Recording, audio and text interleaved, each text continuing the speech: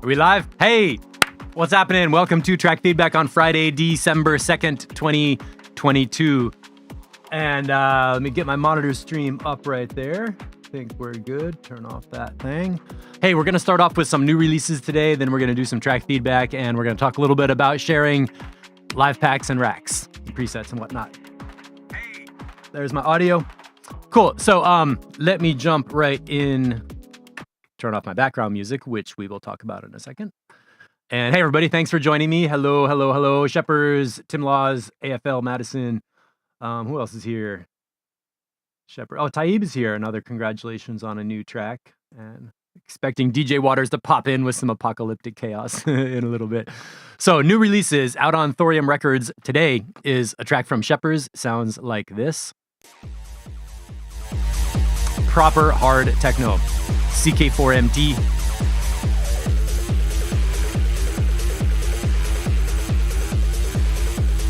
And it's Bandcamp Friday, so we keep the profits. Buy this track. Well, that's not Beatport. You know what I'm saying.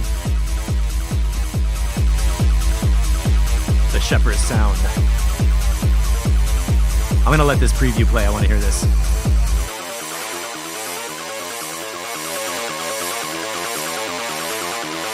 That's me pushing the master level up right here.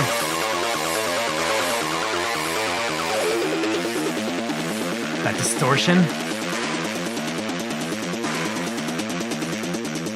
Turn my headphones up.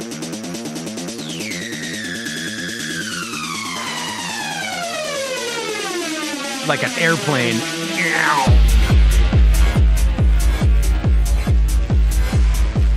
That is proper.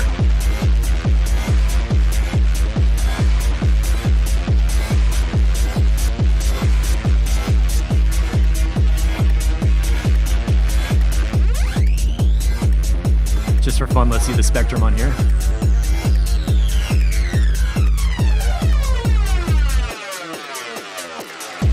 Cut the kick drum out and drop it back in. Hey, Scott Burks here. What's happening?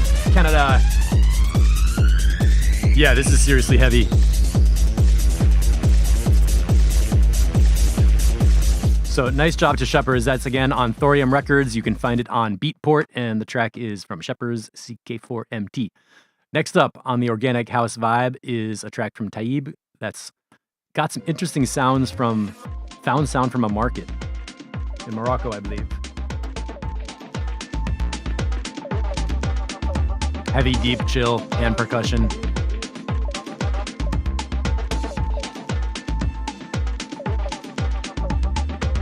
Ah, the volcano. Yeah, there's a volcano erupting on my island right now.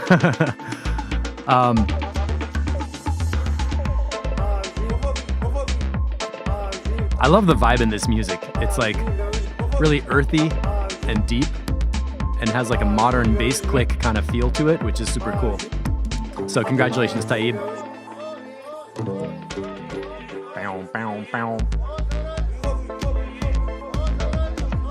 And I believe this one is available on all the streaming platforms, Spotify and Taib, maybe if you want to post a link of the best place we can buy it, if that's on Bandcamp for you or something.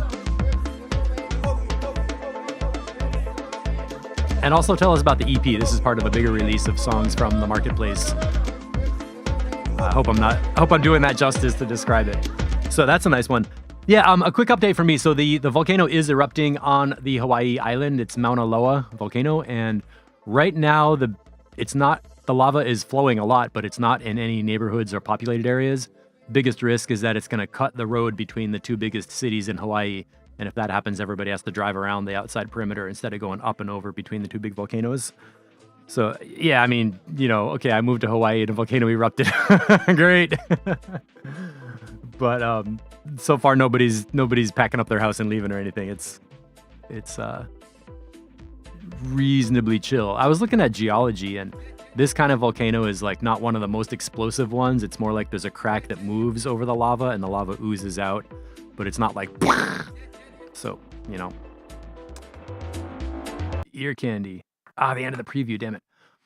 Okay, so that's techno from Shepherd's, Organic House from Taib. And another new one coming out is a fun type of side project from Mindbender, which is Stoner Rock.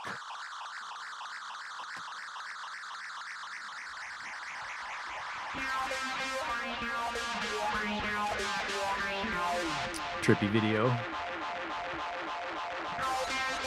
Distorted delay. I don't think we played with this too much in track feedback, but I think we heard some of it several months ago.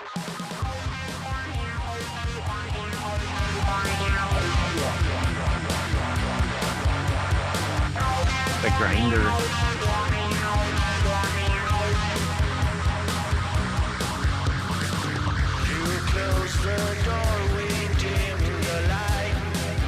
And the vocals sound good in such a heavy mix like that. Nice fuzz on the vocals.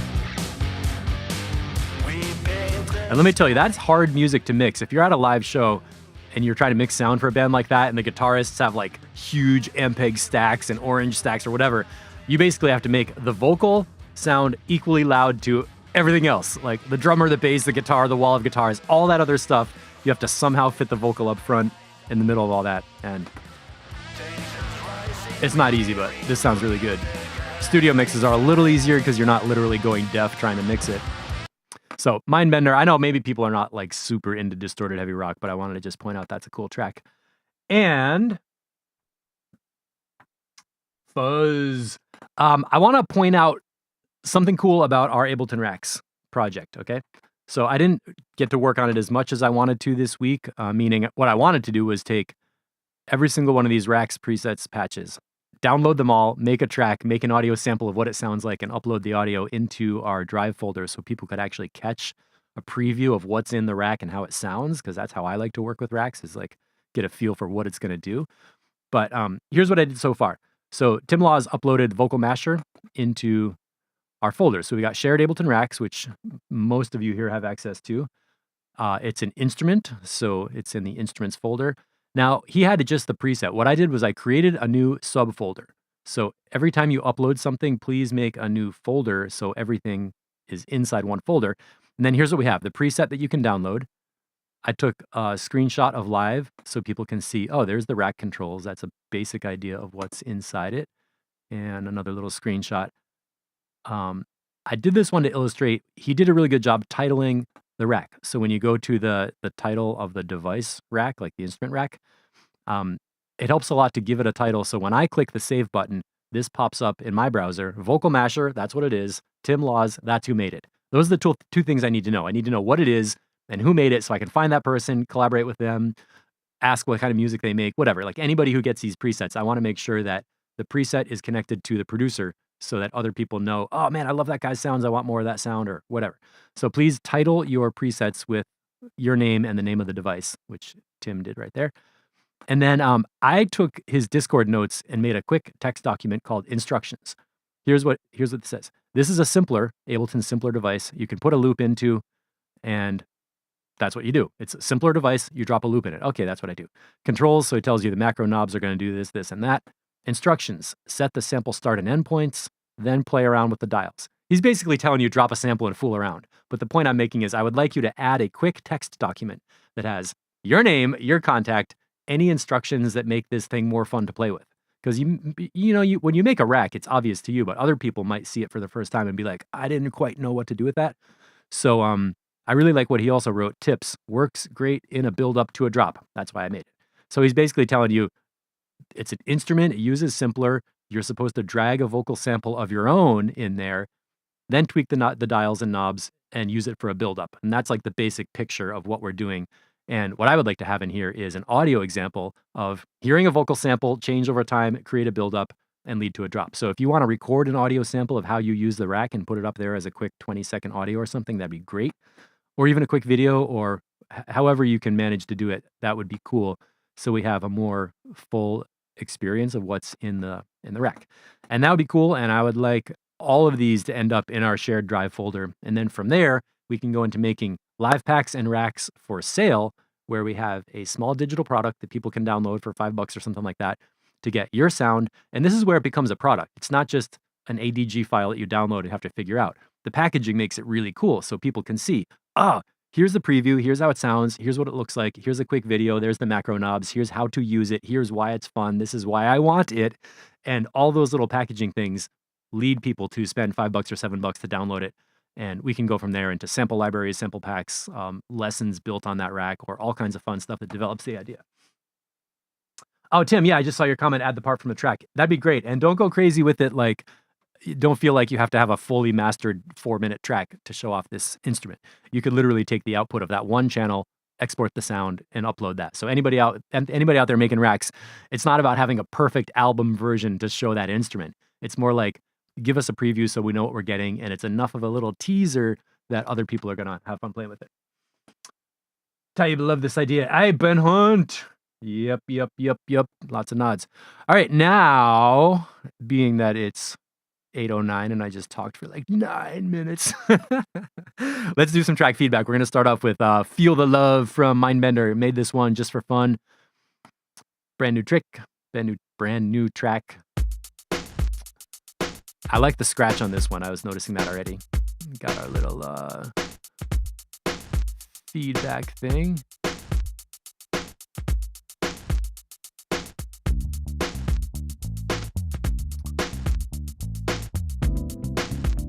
Is that Mr. Melvis on bass?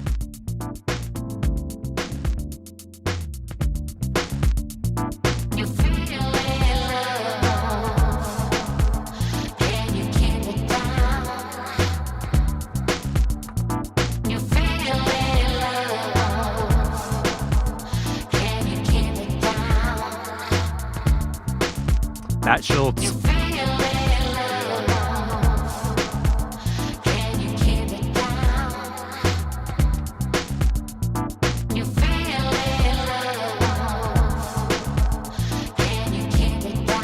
I like the scratch on that snare sample.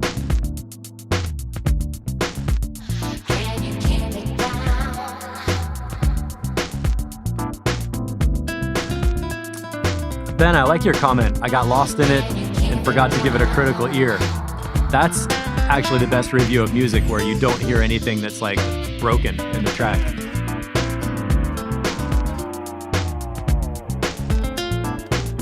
Yeah, the bass line sounds like Melvis.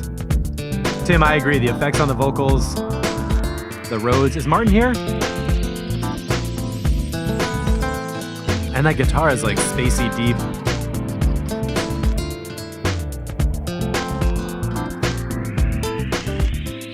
Big sweepy riser happening behind. So I'm just going to give some encouragement to keep going on this one. I agree that we don't have any major tips.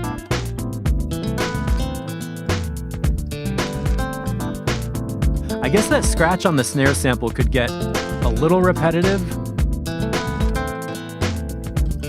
Maybe at the beginning you could have that high frequency scratchiness very open, but then like here when the guitar is playing, filter down or like EQ down that scratch on the sample thing so the guitar pops out a little bit more. Oh, Shepherds, the ticky clicky hi-hat could be a little more unpredictable. Okay, yeah, the hi-hat is very mechanical and robotic. So anybody out there in replay land, what do you do if you have a problem where your beats sound mechanical and robotic and it sounds like the drum part is not reacting to the music? That's the feeling I get from this hi-hat. It's like the guitar is flowing, the beats are flowing, the bass line's in the groove, and then somewhere over on the other room, there's a person with a drum machine going ticky, ticky, ticky, ticky, ticky. It's just unstopping. So what do you do? Well, first you can make a loop where you program velocities by hand. So the hi-hat has like a swell, ticky, ticky, ticky, ticky, ticky, ticky, ticky, ticky, ticky, like louder and softer within a 2-bar loop or something. You can also map a filter to velocity so that when you hit it harder, it sounds brighter, and when you hit it less hard, it sounds a little quieter. And then you can get a pulsing rhythm where the hi-hat swells in volume and tone over time, just using MIDI note velocity to kind of humanize the groove, or humanize the actual sound of the dynamics and tone. Then for the groove, play it unquantized and have a couple hi-hat hits late. So when you shift it a little bit late, get a little bit of swing, like every other hit a little bit late, and get off that super hard quantized thing. You can make it feel more like the hi-hat is flowing with the beat on that pulse. And then if you want to get into stereo panning and have it slowly move right to left over a long time, or do something to modulate the hi-hat sound so it's not a straight repetitive.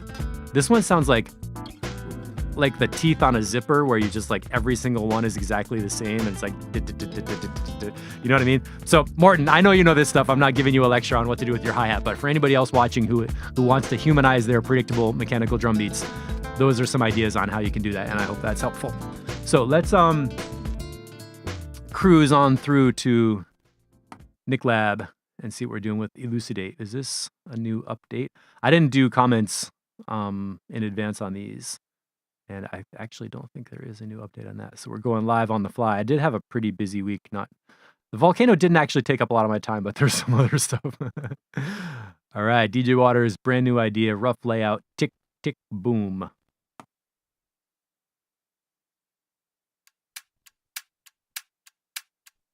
Speaking of clicky, repetitive sounds.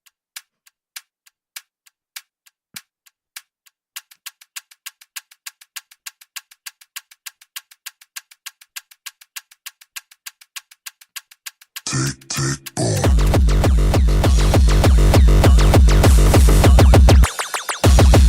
Oh, I like the high-pitched one. Okay. Now that I know that's the volume I want to hear the track, let me just go back to a little bit of the intro and think, do I know what level to start this track before I bring it in?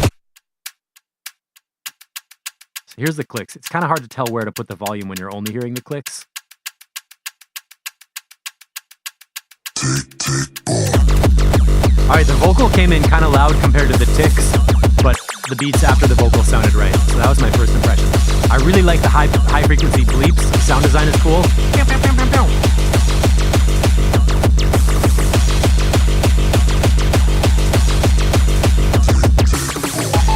Slamming.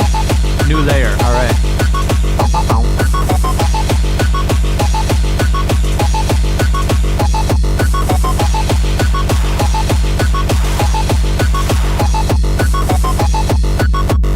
I like this part right here. Totally simple.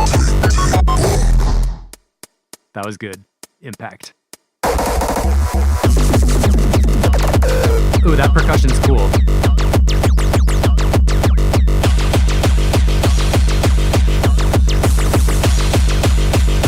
Okay, right after that drop, there was a percussion that went boop, boop, boop, boop. And I would like to hear that again sooner. I hope that doesn't happen only once. Let me just go back and hear that again. Hey, Oliver's here. Right there at that drop. What was that? Right at 103. Can we hear that again?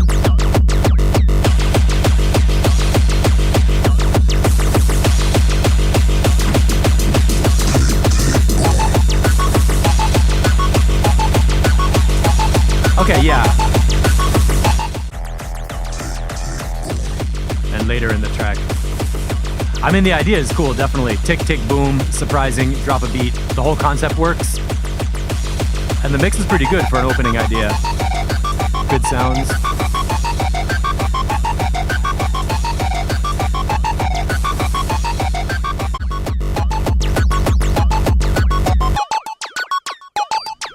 I like that part.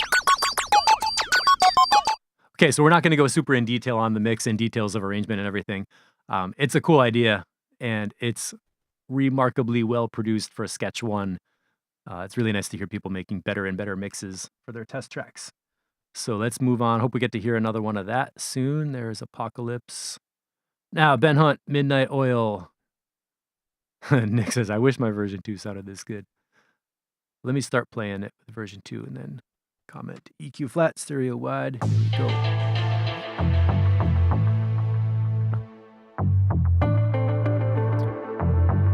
Nice changelog, Ben.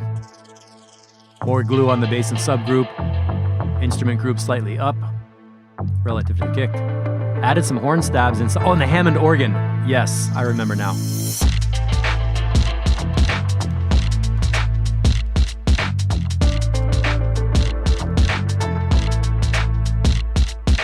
Matt Schultz, how are you exploring syncopation?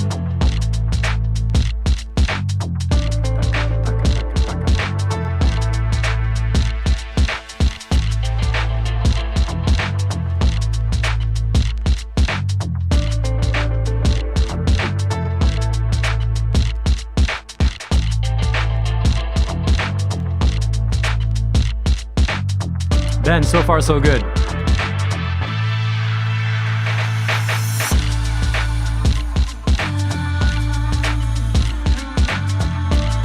Okay, got the vocal samples coming in. Somehow this sounds like an old MPC 2000 beat. Something about the kick drum sound.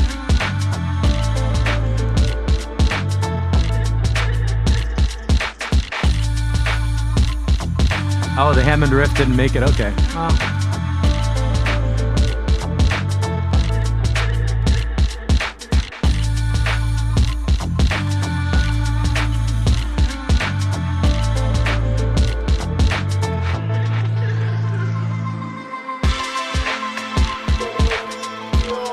I like that.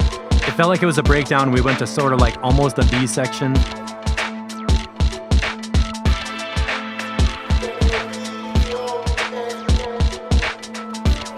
Oh, Matt, cool.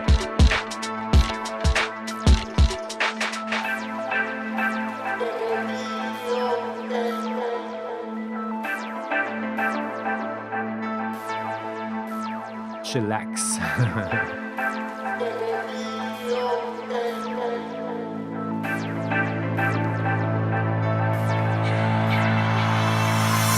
That's a great swell. That filter sweep on the bass synth opening up, coming back to the drop. That was really good.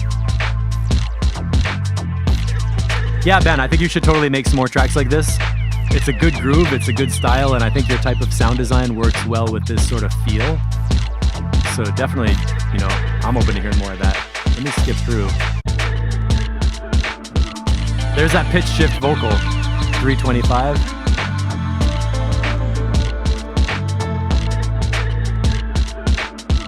At 330. That was cool. That was kind of lo-fi and weird in a good way.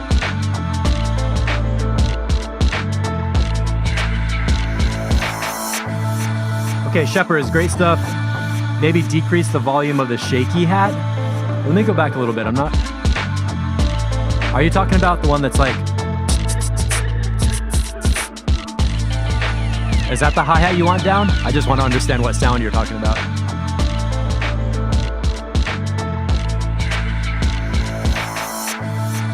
Ben, I think you got the mix balance totally right. I didn't even really notice like the instrument group, the bass, the sub, the kick. It felt pretty fluid together.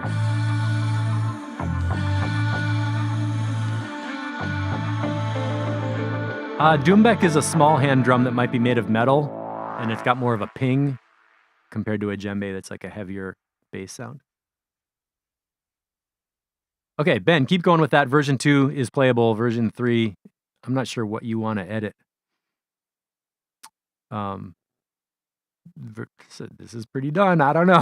I don't hear anything that needs to change on this one, except to put it in an album with a whole bunch other like that. So let's move on to the house dimension. We're going to start off with some Canada. I love having these SoundCloud players right here in Discord. This is super cool.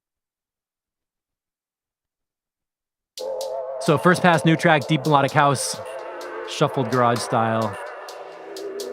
What's working, what's not. I like these early tracks because you can just sort of pick out the parts that are really good. And it's easier to let go of something that's not working when you hear version 1.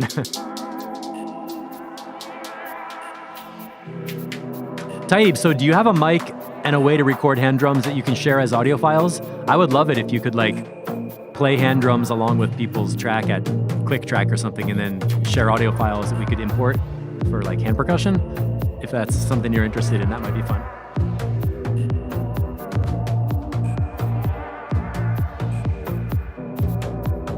I hear the Canada sound on this one.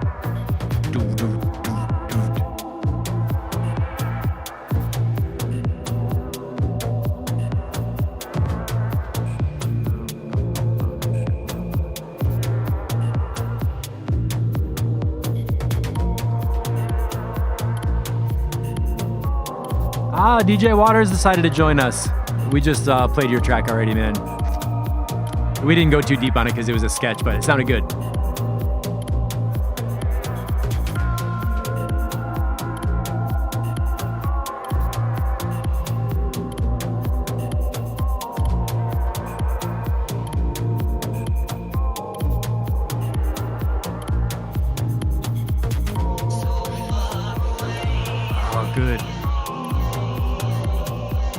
Nice vocal effects. The vocal's nice and loud. Hi-hat's a little quiet. And I feel like we're missing a snare, kind of a snap. A backbeat, you know, like a clap or a snare. Maybe it's gonna come in though. To like pick up the energy with a percussion layer.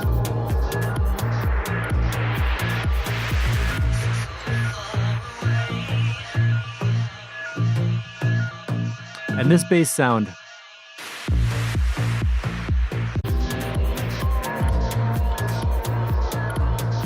could use a little work to get coming up louder right here.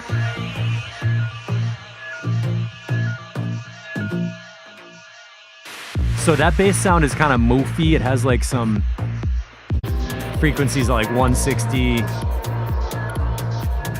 250, that kind of thing. Let's see exactly where that is. 230. Yeah, like 175, 230. That area from 150 to 300 can make a bass sound really feel like a boxy cardboard flub instead of a tight rhythmic bump. So I would dip out some of those mid-range, the low mids of that sound, and just like boost up the 110 hertz thing and try to make it feel a little bit more like a kick drum, and possibly do some compression with a long enough release time that the release time lets the bump of the attack come through and then compresses like the tail end of it, so you get more of like a tight thump instead of like a thump, thump, thump. Similar to what we did with the timpani on that other track, if you remember that. And then we get that thing of boom, bump, boom, bump, boom, bump, boom, boom, boom, where the bass and the kick are really interplaying with each other rhythmically. Now that snare is in there. I love it. So, the sweep is really loud. The snare is not loud enough. The lead melody is a little too loud. Basically, the hi-hat and snare could be more loud and crisp to come through that synth. Now this feels like Randy Adams a little bit. Oh my God, this percussion layering is great. It's totally picking up.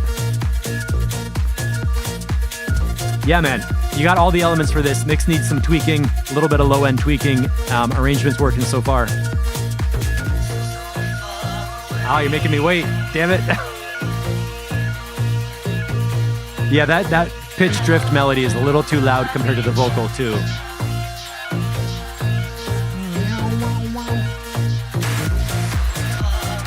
Right here, 354, maybe cut that melody and let us really sit with the bass and the beat and the vocal.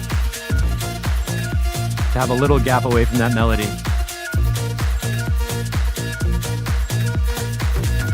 Let me go more on that. Okay. So that melody is getting a lot of attention. It's like high frequency. It's very present in the mix. To me, it's functioning like a tension element, which is something like a riser, a build up, a transition. It's making you wait, like and I intuitively got the feeling that at that drop after 345, if you cut that melodic sound, it would feel like we built up to something great, and then the deepness of the bass and beats would hit even harder and give us a real like a release in there. Let's just listen from right here and imagine what happens if the melody cuts out. That melody, think of it as a riser, building up, getting bigger and bigger and bigger, even louder right now. And then here, cut the melody, 353, and you'll be deep in bassland with the vocal floating in delay. And the little bleeps would be better.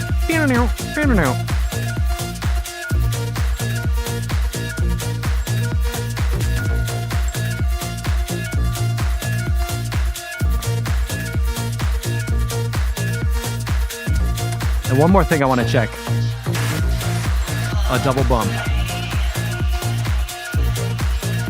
Think right here. Boom. That was good. What was the other one?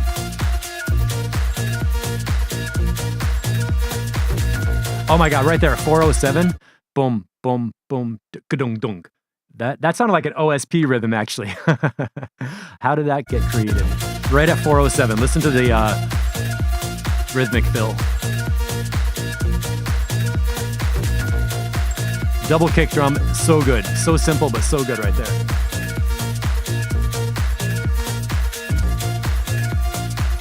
And let's figure out, could you bring the melody back in at the very ending? Yeah, 424, a new sound came in, the bells. Yeah, yeah.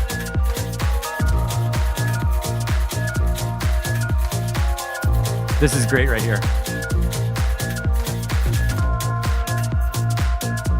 I really hear the percussion layers changing and staying interesting, which is awesome.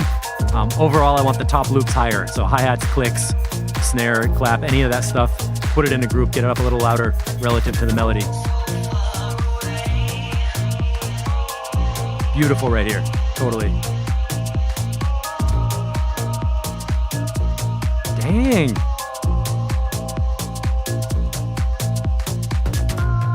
Those little jam rhythms. Just listen to the very last rhythms that come in here.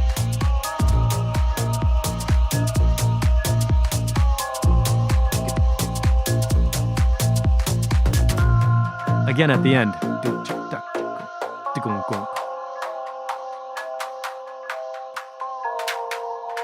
All right, good, good, good. And the fade out. Something about the way you work with melody and harmony is characteristic of your musical voice. I don't know what it is, but the notes you pick that are like a little bit out, a little bit in, and a little detuned, it's a very Canada sound, which is cool. So yeah, great start. The main, if I only was going to do one thing on this track, I would just mute that melody sound from 353 on towards the ending, and that would open up the last section really in a good way. And then the drum mix is important, and all the other stuff is like secondary, but mainly great track, man. Good start. Bring that back and let us hear what else happens to it. Okay, Tayyib, another one, arrangement done, but feedback on elements that are standing out too much in your ears. Banjo. What the hell? I don't know if we've ever heard a banjo on track feedback before. I hope it's twangy. Okay, good comments from James. Yeah, Scott, that's nice to hear your tracks developing a lot, really good percussion layering, and it has like your style, which is so nice to hear. So Tayyib, are you playing this drum? What drum is this? Are you playing it? I'm just curious, because it sounds really good.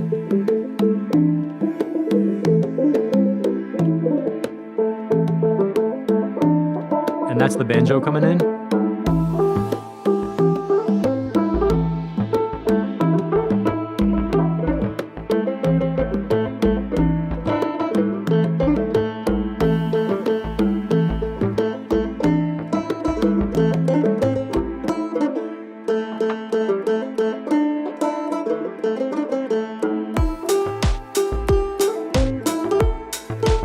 The banjo sounds very natural and realistic to me. I don't hear like a problem with it.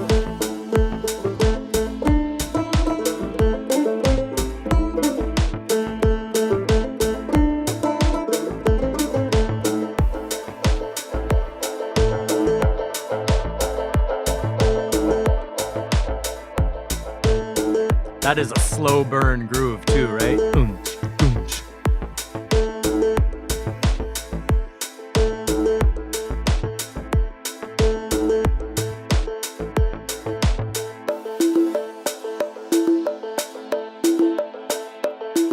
That drum came in louder than I was expecting.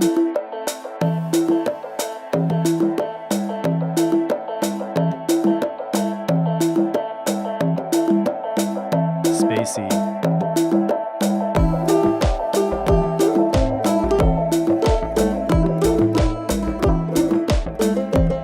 I think the bass line could be a little bit louder. There's that kind of like high frequency clicky thing. I would like to hear a little bit more of the pitch of the bass line. I'm feeling there's some sub there, but like the buzz part of the bass line could be a little bit louder. Oh, Ian, you're hearing the snare is kind of loud. That's interesting. Yeah, it definitely has the groove. All right, let me describe what I would do with the banjo and that first loud hand percussion. This is a place where I would use compression to bring down the peaks of the loudest notes. So I'm not really thinking of raising the overall level of quiet parts. I'm thinking of just taking the real plinky peaks and bringing them down. And with string instruments and pluck instruments, they have a short attack. This is a really cool place to use a compressor like a 2-to-1 or 3-to-1 ratio. So pretty low ratio, set the attack time like 40 milliseconds or something, but then really lower the threshold so that every pluck is getting hit with a big gain reduction, and then have a short release time so the gain reduction lets go, and you hear and then you can basically turn up the volume of that sound without having your ears get annihilated on every pluck. That's something I do on acoustic guitars mixing live, where sometimes they strum quiet and sometimes they strum loud, and it's a huge dynamic range. It's like super dynamic. Kind of a classical compression situation of just needing to get some of the peaks down, and don't be afraid to bring that threshold super low, because if it's only a 2-to-1 ratio, you're not going to totally crush the sound. You're just going to grab a lot more of the front kind of spike on the transient. I know that's kind of detailed, but I hope that makes sense.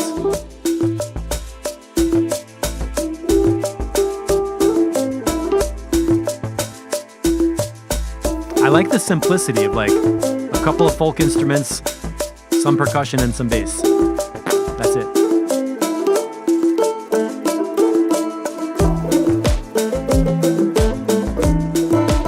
I'm gonna try something here and give it a little bit low shelf EQ.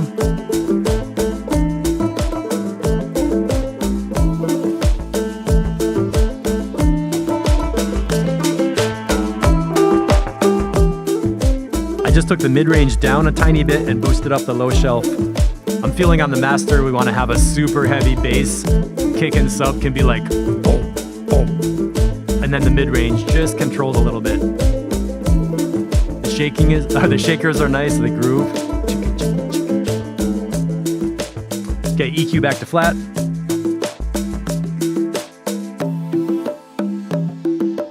Hand percussion sounds good. And let me point out something about frequencies. On the first track we talked about today, I was mentioning like that mid-range stuff of 150 up to 300 can sound real boxy and bad for a bass note. But with hand percussion, that's like where the voice of the instrument lives. So the point is, for anybody in replay land who doesn't really know what I'm talking about with numbers and frequencies and EQs, if I say like, oh, 160 hertz sounds bad on that sound, don't go and write down that 160 hertz sounds bad on everything, because it's not. When you see this hand percussion right here, you'll see the frequency spikes popping up in a frequency range that sounds perfect for them and sounds awful for like lower bass sounds. Check this out. There's literally 163, 269, 330. So a frequency that sounds like crap in one sound can be the perfect space for a different sound to live.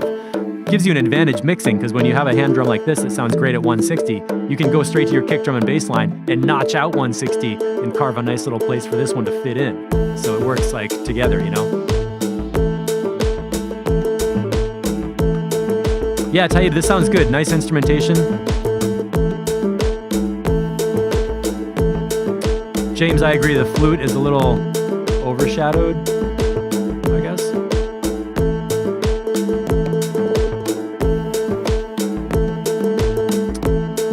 And then, yeah, if you do some compression on the banjo to bring the peaks down, overall that sound will fit in the mix, and the other elements will be, like that flute will stand up more. I think the flute could be louder. Great groove though. The vibe is there. This is playable already, and it would sound like, oh, it's kind of a raw, organic recording.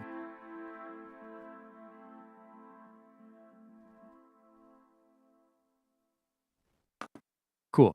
And then do we get some field recordings on top of that one too? All right, nice track. Ben Hunt, does it need anything more? Ear Candy Effects. This is a remix of the PR23 track. All right.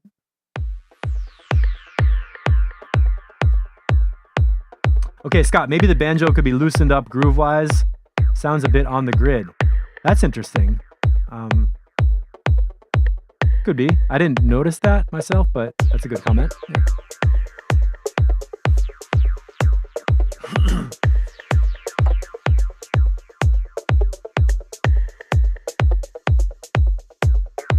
So what do you guys all doing for Friday night tonight? I'm having Friday morning coffee and We have a wedding reception to go to tonight. Me and Maria are going to a party across the street, and they're like, "Can you bring some chairs?" And we're like, "Holy shit, how many people are coming to this thing?" Oh wow, Taib, that's an ancient Berber song. Are you saying you're playing a melody of a song that everybody knows in that part of the world? That's freaking cool. All right, Ben, this is coming in nice. Yes. Totally. There's that dreamy melody. I like what you're doing with this.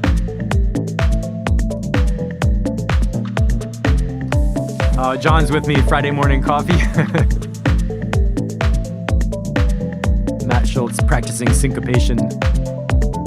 What did you say about freezing your tofu to get it softer or something like gravy? I like those claps. Low end is heavy too. Ben, what are you doing for your low end? Is this version going through like a Master Effects rack for just export? Because it sounds good and loud, like mixed, you know? Yeah, that dreamy lead makes the track.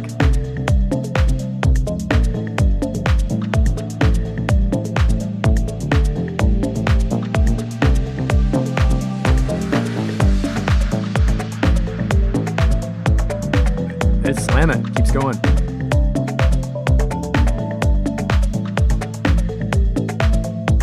Shepard, sub 25 copycat, all right.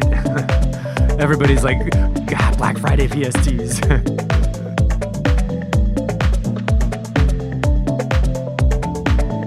Okay, Ben, ozone on there, thank you.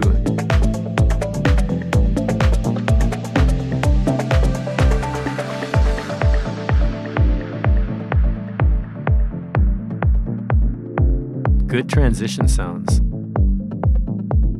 I really like this that subtle click.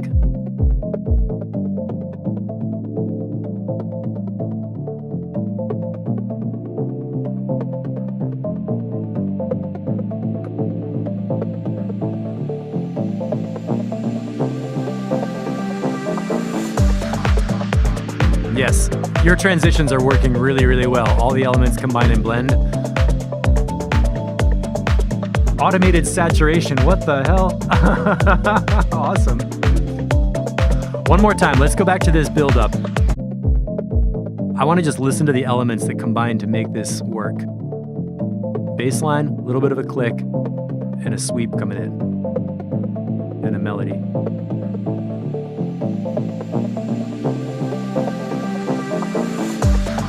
And a drop. Really simple, really effective.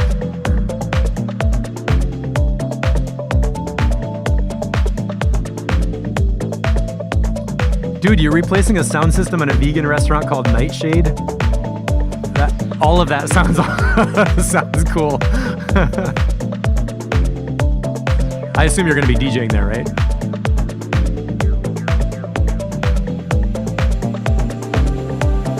Yeah, Matt, when do we get a cooking show with a dub techno background? Freezing tofu loosens the structure, becomes a sponge. Like, I would watch that. And actually, your photos always look like really good food. I actually want to make that food. I just don't know how, Matt Schultz. How do I do it? Show me. I'm not making fun of you. I really would like to see that. Ben, this is awesome.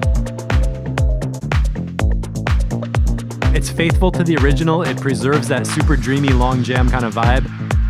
And it puts on your stamp of that kick drum with the ping. Transitions are great, effects. Right here, we got the bass thing at the end. Loosening up the structure to make it more sponge-like.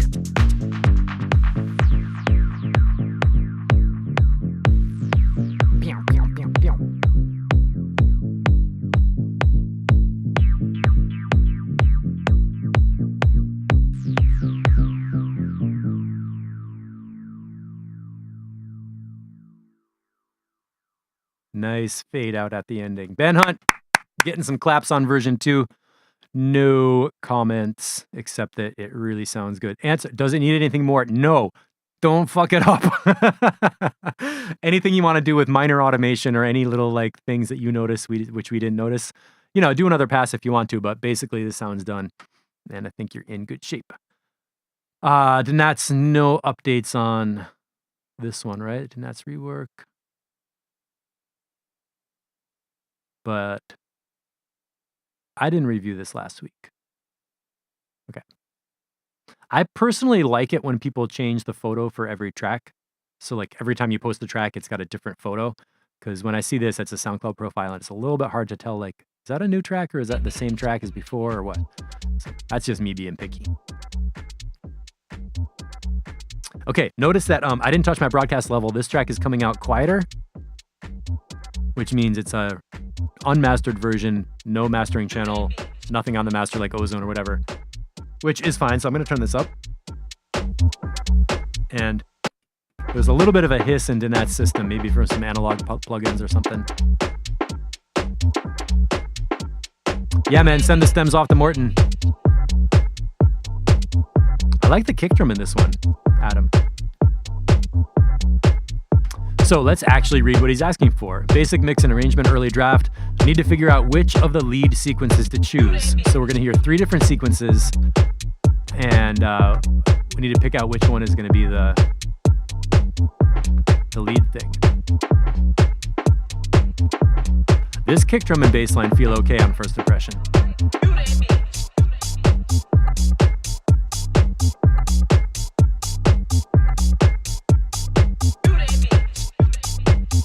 If I was doing a cooking show with DJ Waters music, it would be like a blender, and I would just be throwing things inside it with the lid off on high speed.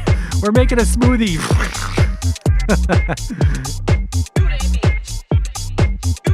Okay, Danat, you got the bounce. That's working. I like this lead motion right here. That works for me.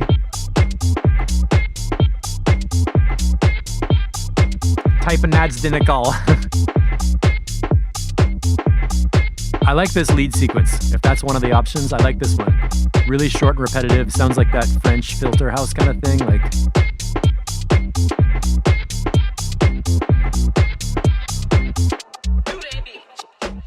if you wanna know what a motherfucking boss looks like, bitch, you looking at one.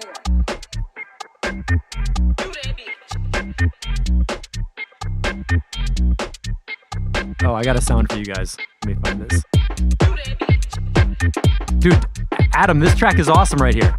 Simple bassline beats, a little melody sample. If any motherfucker ever needed to sit their stupid ass down,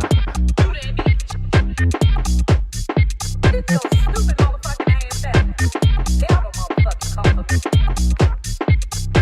But no success is a motherfucker slap you all upside the goddamn head. But let me tell you what I am. You look at me, bitch, you see success. Is this sequence 3 on the lead right now? Yeah, Scott, DJ Sneak, totally. Like that simple thing of like bouncy, loopy.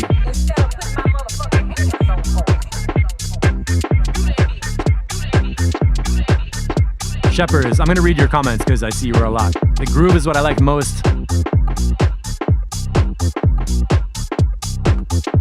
I felt the same way. The kick on the first beats, the track came in sounding kind of quiet compared to Ben Hunt before. Trash ass motherfucker, you got something to say about some goddamn body, bitch, please. But no success is the motherfucker. Okay, transition notes, kick combination, I agree with that. That's good. I didn't really notice the transition, but I've been talking on it and stuff, so that might be why. A little more clap, yeah. Okay, so make some glitch sounds of existing elements. I'm going to agree with that after about this point in the track, we've been hearing the same thing for a while.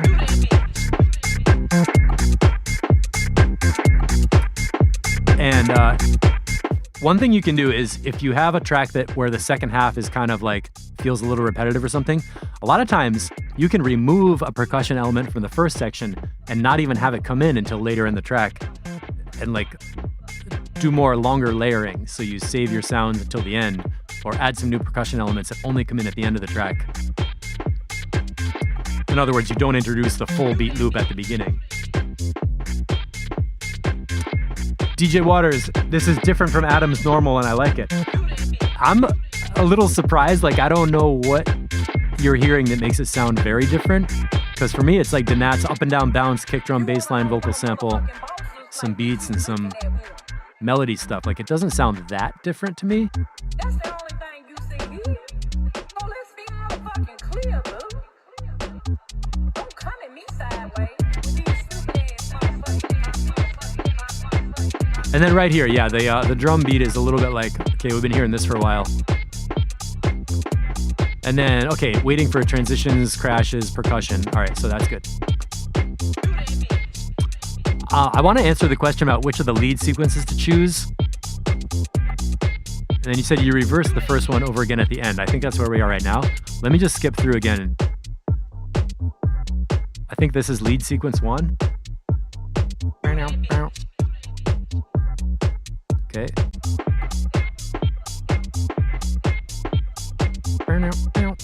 Can we identify the next lead?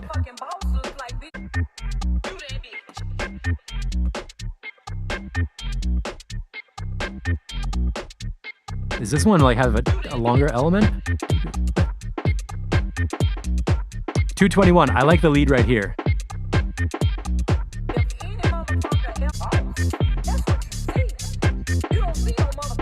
And that one's a little...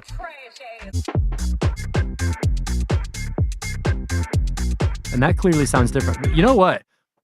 Whatever you're doing that you... So Adam, I'll talk to the whole audience out here.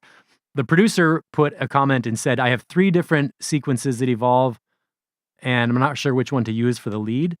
And my answer is like, I hear a cool lead sound with a neat frequency that fits really well on the track, and it keeps changing over time to stay interesting. So actually, I would keep these the way they are and use them all just like this. In other words, whatever your lead sequence is in your mind, just let it change over time so we hear a little bit of variation and stuff.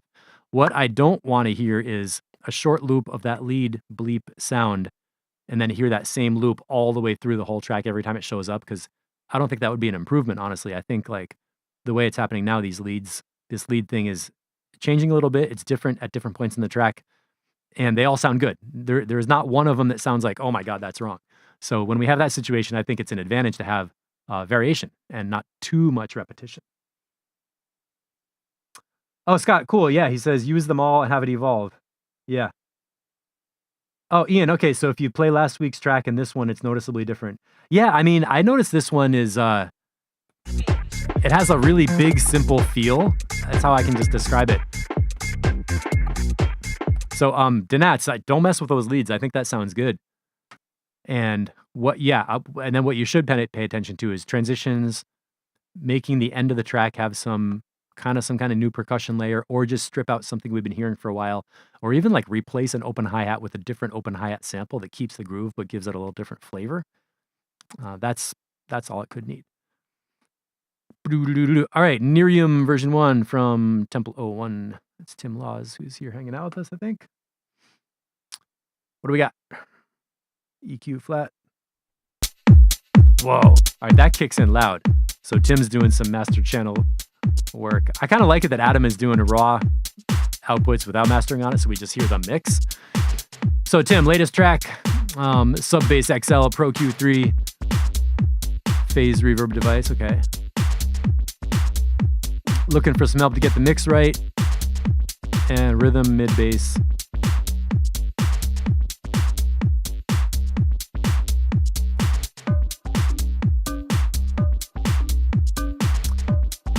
Recognizable style also, sort of a more like electro kind of vibe.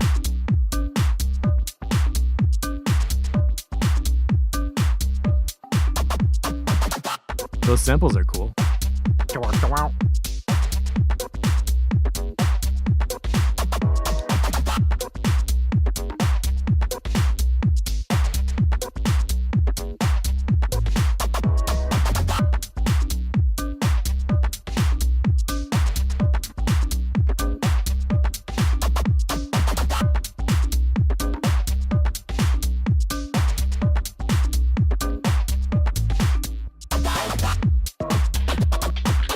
Interesting how like that bass growl is popping through. Wow.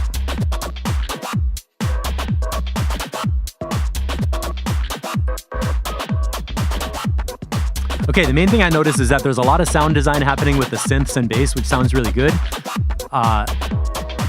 The top loop is very static, just hi-hat and snare just kind of going along. So I would work on the percussion layering and bring in like a jingly tambourine or something, you know, like something in there. All right, Ian, see you later. Good luck with your reports.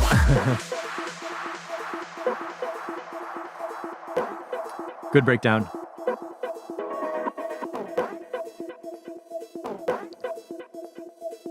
I like that sound. That one.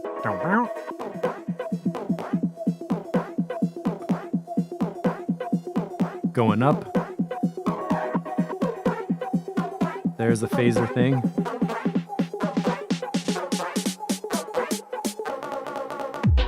All right, I like the snare drum build up, the drop coming in.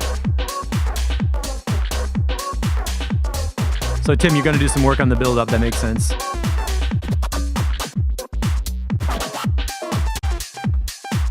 Okay, one more time, let's listen to the beat layers, right? Closed hi-hat and snare. Some single hits. So right here after a minute, we should have like a little more percussion.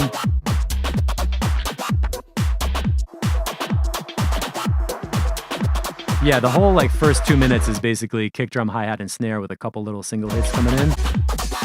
And then, where does that big open hi-hat come in?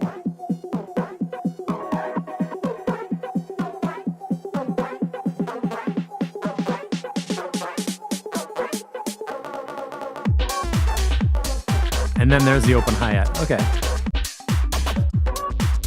And back to the closed hi-hat. Some cymbals.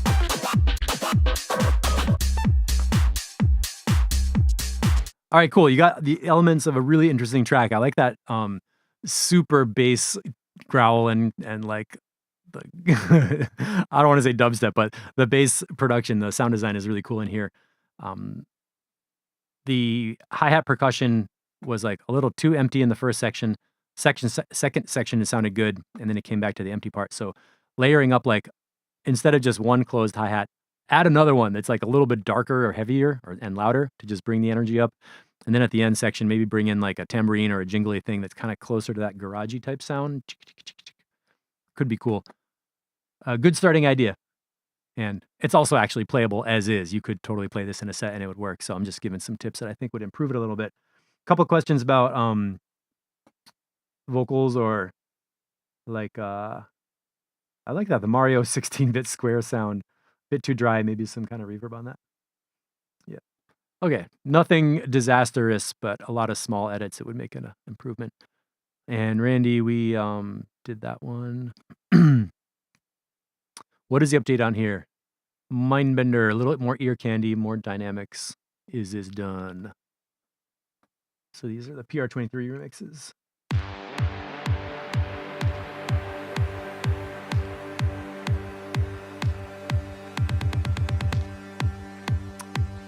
I know that kick drum pattern. Blue Monday. There's that dreamy lead thing. Okay, Tim, that's not a vocal, that's some synth sound. That's good to know.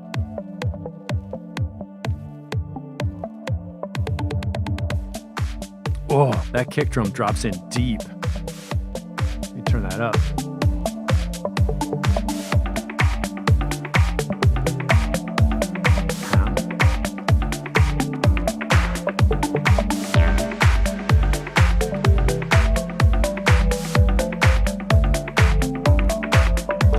That clap might be a little bit too loud. It's a very bright clap or snare layering.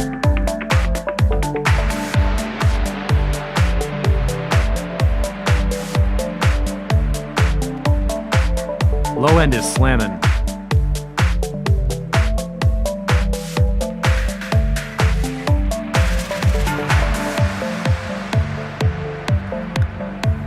Let's go through this breakdown and then we'll skip a little bit.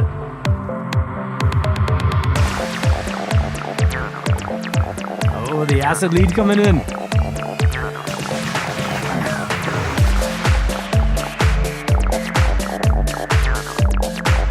All right, let's skip forward a bit.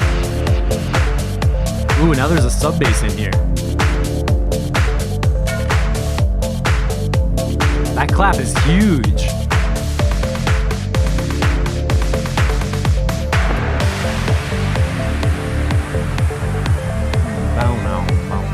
I recognize that bass line. Nice lift. 243. I like where it arrives right here.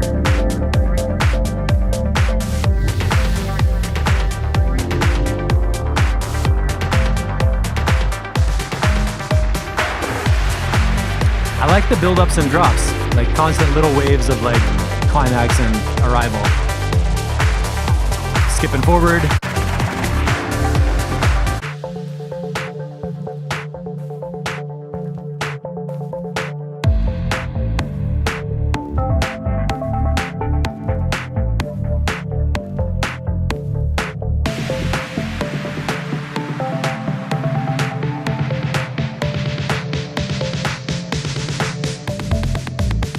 Oh, that was a surprise false drop right there. There you go. Beats are super tight. I think this one is done. I mean, I hear it like the clap. I would put it lower, but I feel how it works in this track, especially in the middle part where there's a lot of things layered up. So Morton, this is sounding good.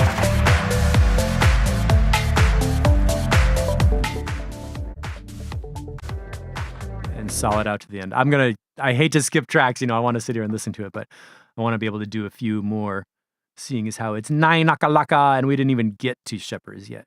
So path 1.2. EQ flat, stereo field width, okay. So this is an older track from earlier this year based on Ian's Indian stems. What are we coming in at right here? 140. This is cool, man. Chugga, chugga.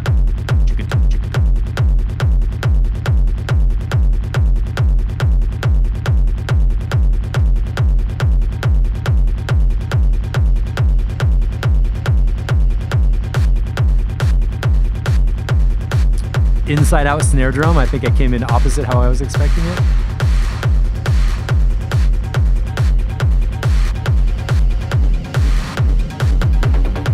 Yes, yes. One little kick drum repetition and now we get some new sounds coming in. I like that digga digga digga. It's like a new, right there at 053, 54. What is this sound? Kind of like a bass line. Percussion though, right here. It's got a little melody on top, like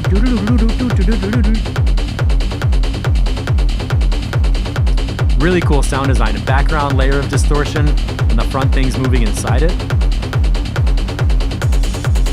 Oh my god, that cymbal's so clear. Shepherds, your mixes are really good, man.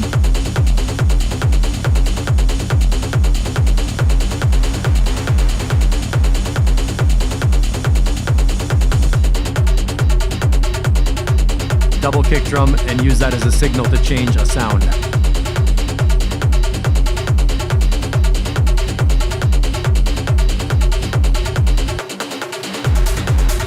Drop out the kick drum, bring it back in with a new percussion layer.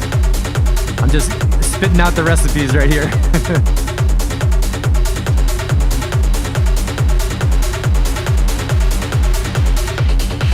That's amazing automation too.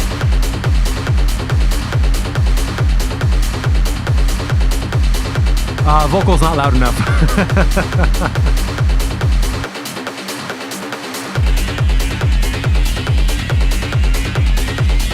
Okay, now it sounds like the Ministry from the 90s. That one distorted sound is a little more than I like, but let's see where it goes. Okay, I'm glad that sound didn't stay too long. Just to be clear, it came in at 203. That one higher pitch distortion layer for me makes it like industrial a little too much instead of just like techno rumbling.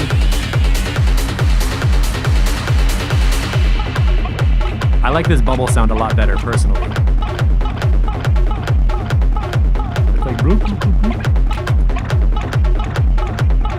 That's a cool sound. That's a weird sound too. It's super rhythmic.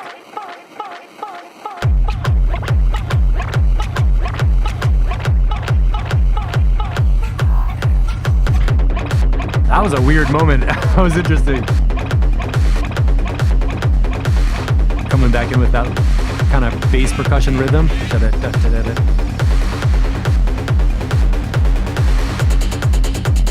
Now it's picking up again. Yeah. And obviously this kind of track, you want a mechanical repetitive hi-hat. You don't need too much humanizing on this hi-hat. Damn. Coming at you. Boom, boom, boom, boom, boom.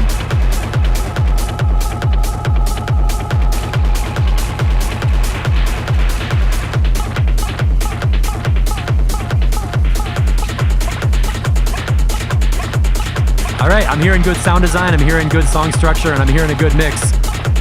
There's nothing wrong with,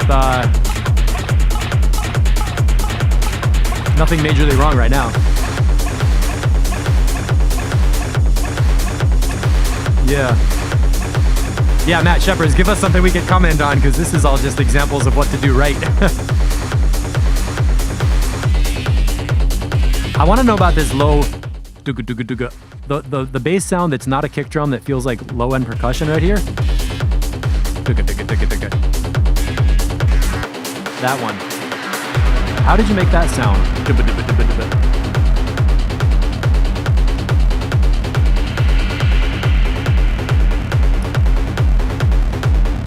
Super clean kick and really nice fuzz around it. And I'm predicting we're gonna rise up into a wall of reverb distortion at the end.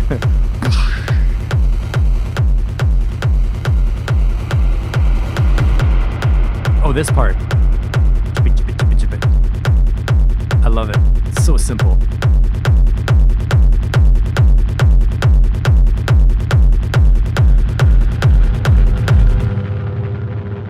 Release into reverb.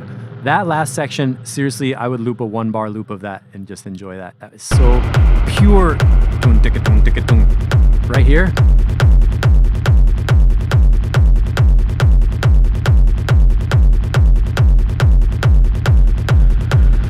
There's a lot of layers in that rhythm and the distorted part of it, but it's basically just boom, ticka, boom, ticka, boom, ticka, again and again and again, with some ambience around it.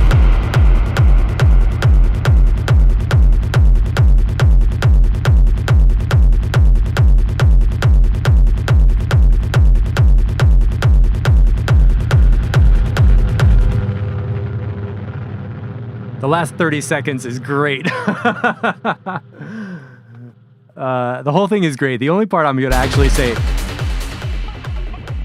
that I didn't like was right there, 205, 206.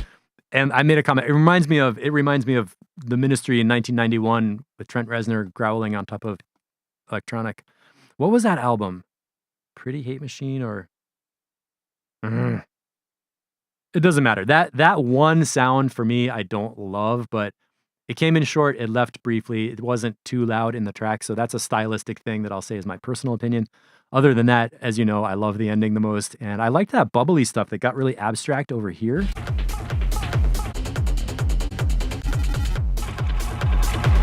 This part was like bloop, bloop, bloop.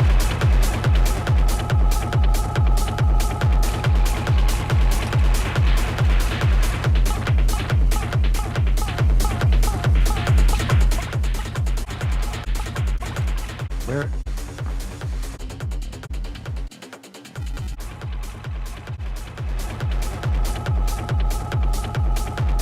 Feels like we went into kind of this abstract departure that was a little bit... here.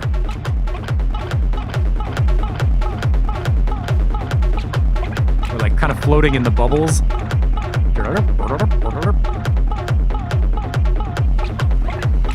Right there.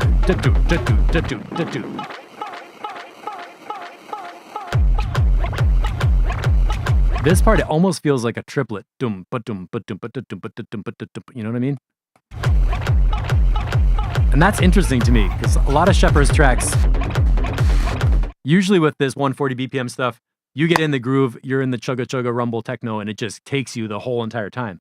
This one, the track gets abstract and almost goes into a triple meter thing of a, but then it comes back in and ends one more time with this super awesome chugga at the end.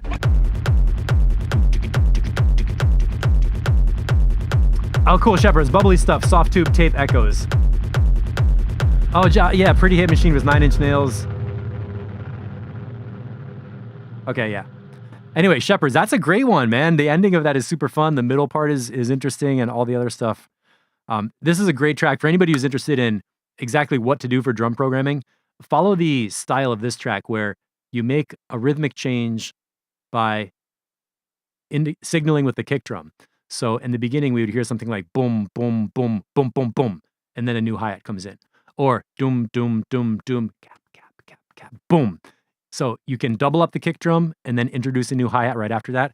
Or you can mute the kick drum for 4 beats for one measure and then introduce a new rhythmic thing after that. So you basically use the kick drum to tell people something is changing, and then you change something right afterwards. So today, what did we learn about for variations in your drum programming? Number one, if you have a super mechanical hi-hat that sounds like it's too boring, change the velocity and the filter settings to make it flow, and then humanize the grid by making a few hits late to get it to feel more like interesting part of the music rather than a disconnected robotic machine. Another thing is not to use the same samples over and over and over again as a loop, but change them. So if you have a closed hi-hat that's been in for a while, add another one and layer it up, or mute the original and add a second one. It's easy to do in drum rack. You can even just select and drag MIDI notes up and down on different rack channels. And we talked about saving some of your sounds so you don't introduce all your percussion at the beginning of the track, but save some of it for the last third. So the ending of the track after the main climax, something new comes in, you're like, whoa, I didn't hear that before. And then with Shepherds, the signaling thing, just double up a kick drum beat, like at the end of 8 bars, right? 8 bar chunk, double up the kick drum, and then go back to single and introduce a new hi-hat or whatever, or mute the kick drum for a bar and use that as a transition signal. Signaling in your transitions is the thing that makes your track sound good and fluid. Canada was doing this really good in his track where it was like, we just kept hearing new sounds come in and it kept feeling fresh. And there were like subtle changes, but it was all the groove. You know, you're in the groove. You're not getting like a different groove, but it's staying interesting and stuff. So trying to pull out as many useful recipes as I can because Shepherds sounds pretty good. And we didn't need a lot of feedback. Blavatsky, Feel the Love. Didn't we hear this at the beginning? What is this track? Hello? Can you keep it down? I'm going to pause on that because we did a lot of Mindbender and I want to do some Matt Schultz. So let's check Law of Attraction version 2. And are we allowed to play this one? I'm going to just make sure because there was one. Okay, changelog, vocal louder, backed off on the boominess of the low end. A little more dry kick levels. And it's 9:15. I like to keep track feedback close to an hour so that we don't get old and die looking at YouTube. Thanks everybody for hanging out, and especially congratulations to the new releases. We got Shepherds CK4MT out on Thorium Records. We got Tayyib with Hot Bargain, DistroKid, and this is available on Spotify and a bunch of platforms. Mindbender is doing some great work with some stoner rock remixes, and hopefully we're going to hear some more new things coming out soon.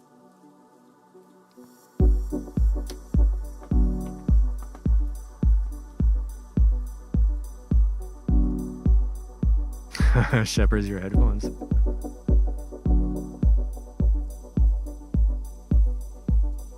Now I'm in headphones too, but this bass feels all right to me. Let me just bring this up a little bit. I like the chords, nice and soft. Loot.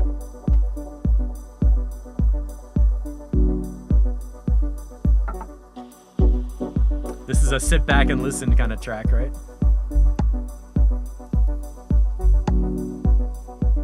Oh, Matt, cool. Phased reverb, 100% wet. Okay. like that clock.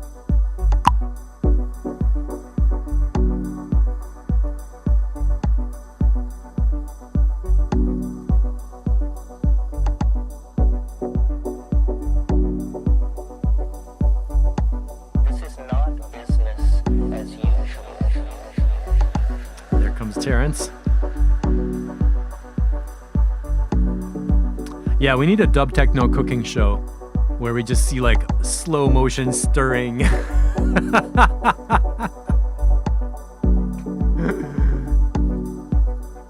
Oh, Tim, see you later, man. Nice work. Thanks for hanging out with us.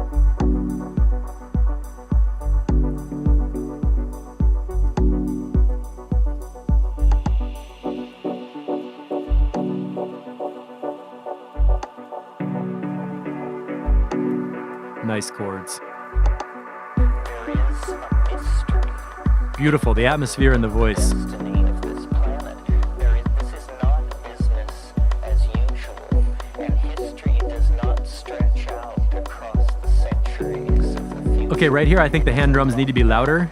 History is the generation of a process of singular. Shepherds, yeah, the signature bloom. It is anticipated in the magical flight of shamanism, in the philosopher's stone, in alchemy, in the flying saucer of modern syncretic religion. Yeah, hand percussion louder and drone footage over the cooking countertop.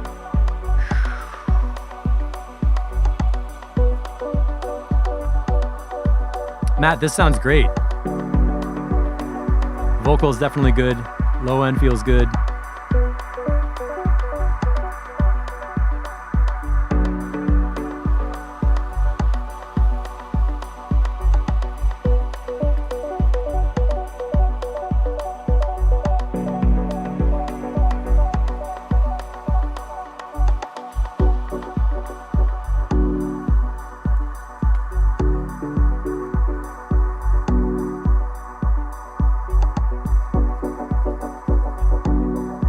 I think the hand drums could use a room reverb that feels kind of like making the dry sound louder, you know, like a tight, small reverb that echoes around them and then cuts down short, because the track is so ambient and spacey. Making the hand drums louder might be too much, but if you use a reverb that's got a short decay time and turn the wet dry to like 70% or 60%, that'll have the effect of making them feel louder and putting them into a space that's different from the big ambient space. So maybe try that rather than just turning up the hand drum directly.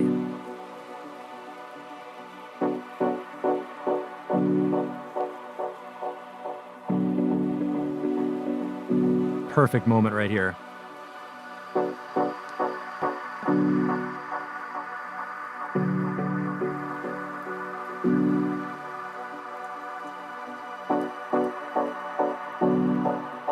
Such nice delay, space. Wide. Subtle build up and drop, I love it. Over 25,000 years, from the cave paintings of Lascaux, the Venus figurines, the first flutes, to, departure into our own imagination. Terrence could be even a little bit louder. In that section, I can listen and pay attention to it, but Created a kind of hyperdimensional electronic coral reef, extraplanetary, interiorized, exteriorized, post-historical culture. hyperdimensional coral reef? I want that louder, actually. I feel like I need to know what he's talking about, these things. But the low end feels good. Boom, boom, boom.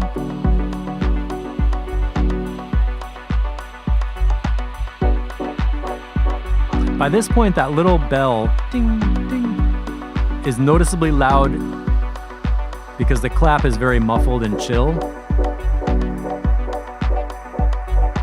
I think you could bring the clap up a little bit and take that ding sound and ramp off the high frequency and maybe do an automation wave where sometimes the bell is bright like this, other times it goes down and gets kind of like muffled with just like an EQ shelf at 2000 that comes down and back up in modulation.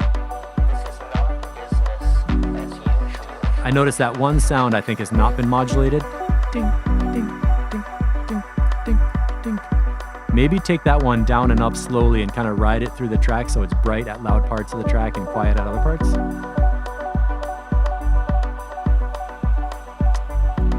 And Matt, it's hard to find something to comment on because this track is very listenable, totally enjoyable, good sound. Yeah, some reverb on these drums, I think. Let me see if I can do this.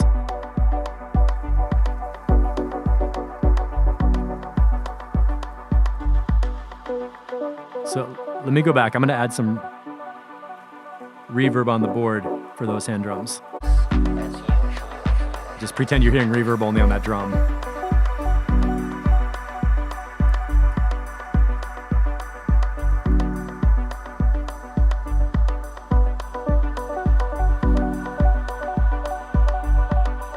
I don't know if that's going to make sense on the whole mix, but the idea is a big sounding reverb, meaning loud, but short decay. So the hand drums are like poof, poof, poof. And they're just kind of feeling louder in the mix without actually being a lot louder, if that makes sense. Oh, that sound is dry leaves in a horse stable. People give you awkward looks. Great, that's beautiful, man. Claps for Matt, that's gonna be done soon. And I have some surprises for you. First up, in the question of found sound, I'm gonna play this first and then ask you what you think it is.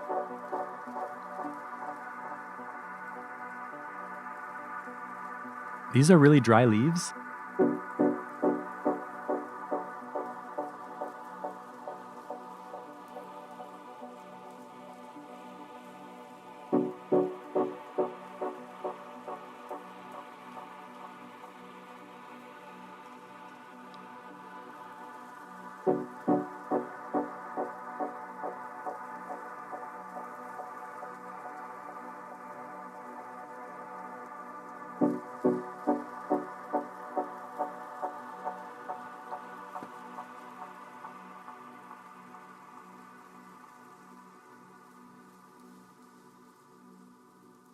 Definitely passed the test of having a long tail.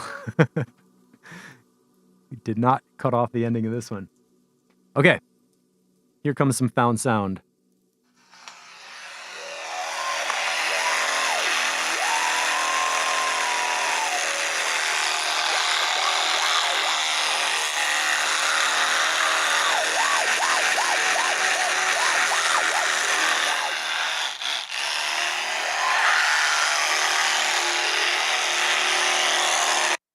What could that be?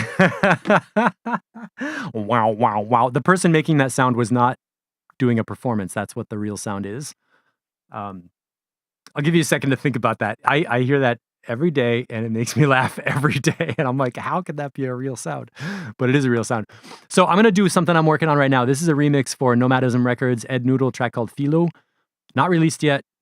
So this is going to be short. I'll play a quick little bit of the middle, just to hear the chord progression.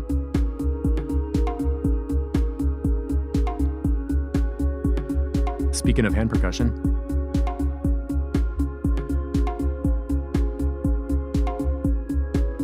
there's the start of the chord progression. 2, 3, third chord, and the fourth one. Okay. Now I'm going to play a rough mix. This is just the middle section of what I'm doing with it. I replaced the synths with the keyboard part, replaced the beats, and did basically a sub bass for the melody part.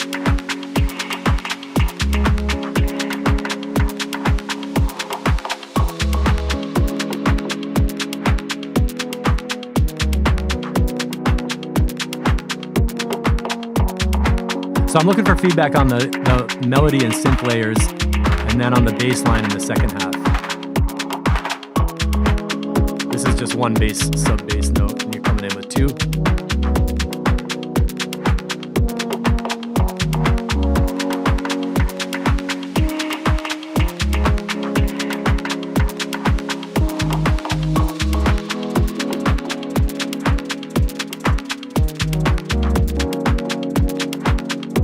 Delay got a little woolly on that shaker for a second.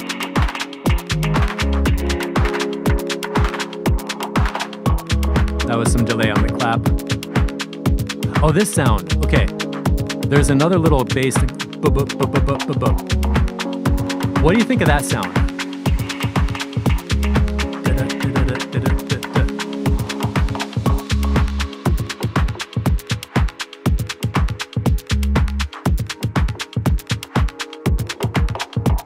That's not working for me yet, but I want it to work.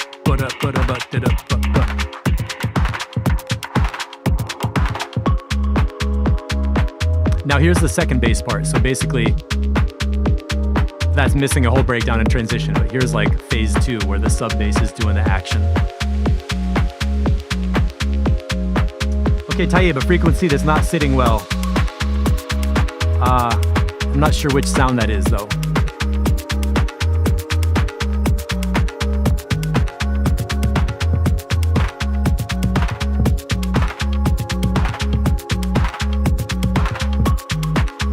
Needs a cymbal crash right there.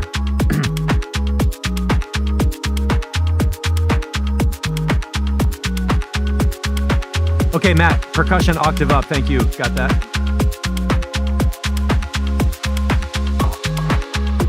Shepherds, offbeat hat down in volume.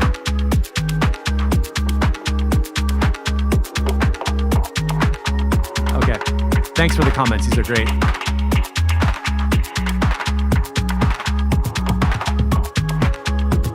So at this stage of production, what I'm doing is basically picking out what sounds and patterns I'm going to use for the remix. So I want to make sure that they fit together. Like, does this sub bass fit with this percussion part? Does this melody fit with this bass line kind of thing? So we're not at the arrangement part. Shepherds, is that the hi-hat that you want down?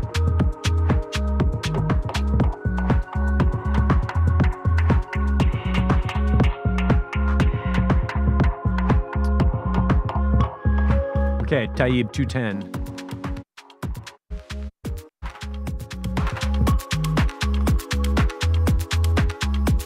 Oh, you saying you like the percussion at 210? Okay, got it. So, producers out in replay land, you know what happened? I got used to the hi-hat. What happened? Why is the hi-hat too loud? Number 1, I got used to it. Number 2, I was thinking about something else. Number 3, I listened to it too long without taking a break. And number 4, the result is the hi-hat's too loud, and I didn't notice, but somebody else was instantly like, dude, your hi-hat's too loud. That is the whole entire production problem right there, is that we get used to hearing our own stuff and don't instantly notice that there's too much salt in the soup or whatever you're doing. So thanks a lot for that. Let me just go back to the beginning. Tayyib, I'm curious, what is the ear candy sound that was too much for you? Was it one of the delays on these drums?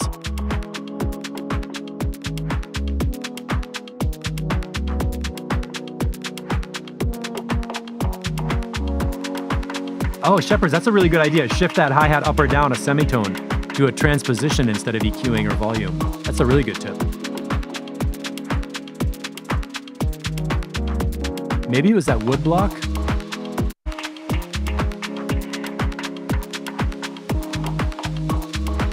"48 seconds, that wood block on boop, boop, boop, boop." Yeah. Matt Schultz, delay shenanigans. Does it work in mono? Let's go out to the end. Here's mono.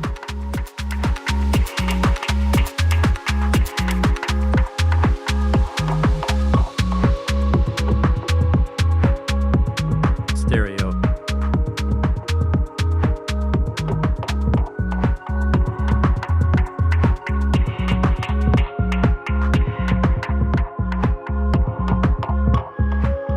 Basically, it works. Okay. Thanks for the feedback, everybody. I really appreciate it. It helps me a lot, and I know it helps you a lot too, and everybody watching in replay land. You can't do it alone. As much as we love making music and geeking out and tweaking knobs and playing with sounds, at some point you need other ears on your music to show you the most super obvious stuff that you didn't think of. Just like when you get dressed, sometimes you have a little piece of fuzz on your back and you can't see it, and it doesn't look right. I don't know how many people here worry about what their back of their clothing fuzz looks like, but it's on my mind once in a while. Okay, Matt, try out yourselves, my fellow musicians. Some people mix as they go. Some people put the whole idea arrangement down first and then mix. Both ways work fine. A little of both, yeah. There is a point where I do like the technical mix to export the version, but a lot of times during sound design, I'm pulling out mix tools and thinking, okay, I want this sound to be in the mid range, so I'm going to use some mix tools to keep the cool part of the sound that I like in the mid range. And that's like a mix operation, but I'm basically using mix tools in the sound design phase. And then during the arrangement layout, sound design can become something that changes over time to make a climax. So you're using your same technical mix tools or synth parameters and automating them to create a buildup, and then the buildup is like an arrangement function or like an event in the arrangement. But the event comes from changing a sound over time, and changing the sound comes from a mix tool or a synth tool. So yeah, sound design and mixing and arrangement do definitely cross over and blend into each other. And it's unusual. I'll say this. I think it's unusual for electronic producers to take a project and completely do only mixing without tweaking something. Like if you're a professional engineer and somebody gives you stems and they say, mix this, don't change anything. Then, yeah, you do a technical mix, you run it through your gear, you make it sound good and finish it. And that's like pure logical engineering, right? But most of us are doing what I would call creative production, where your mix is like, hey, yeah, I'm in the mix session, but I think I'll just automate this little thing and make it sound cool. And then you get some creative elements coming on in there. So it's fine. There's not a right way or a wrong way to do it. The wrong way is to wait forever and never export anything. And the right way is to export test mixes, share them with people, get some feedback on it. And that's what our group is all about. So thank you for the feedback, everybody. Really appreciate it. And one more time, I want to reiterate the most exciting thing for me right now, besides making tracks, is racks, presets, and patches, where we can lead towards sharing sample packs, Ableton racks, live packs, project files, and things that people can actually download as small paid products to get a taste of your music, along with the tools to play with it and sound like what they enjoy.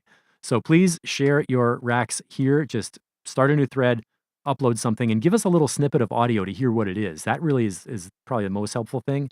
Once you have it in this place, I'm going to be pulling them out and pulling them over, bringing them over to our shared Ableton racks folder on Drive. The reason we want them here is because this is going to stay in place. Okay, so you'll be able to come here, pull out sounds from these folders, and you'll be able to find them there. On Discord, what happens is you get you get a thread that lasts for 7 days, then it's going to collapse and disappear, and you might not find the cool sounds that you want. Obviously, over time, we cannot have this racks channel extend to have 200 threads, right? That would be too many. So the idea is we post a thread, people find out about the sound, play with it, get excited about it. Then the sound migrates over to here, where you can dig in and find more of them if you want.